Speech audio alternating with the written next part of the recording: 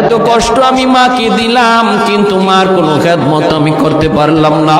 আমার মার ঋণ আমি শোধ করতে পারলাম না। আল্লাহ, আজ যদি তুমি আমাকে জান্নাতে দিতে চাও, আমার মা বাবা সারা জান্নাতে যাইব না। হয় আমার বাপ মার সাথে জাহান্নামে দিয়ে দাও, হয় আমাকে আমার বাপ মার সাথে জাহান্নামে দিয়ে দাও, নতুবা আমার সাথে আমার বাপ মারে জান্নাতে দিয়ে দাও। আমি আমার মা বাবা ছাড়া থাকবো না। আল্লাহ, তুমি আমার দুনিয়াতে পাঠাইছো, আমার মা আমার বাবা আমার উপর কি পরিমাণ ঋণ, আমি তো ঋণ শোধ করার সুযোগ পাই নাই, দিছো না।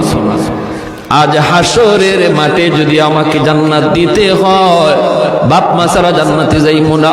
রব্বুল আলামিন তখন বলে, বান্দারে, আমি আল্লাহর আদত হচ্ছে জাহান্নামীকে জান্নাতে দেওয়া, কিন্তু কোন জান্নাতীরে জাহান্নামে দেওয়া এটা আমার আদত না।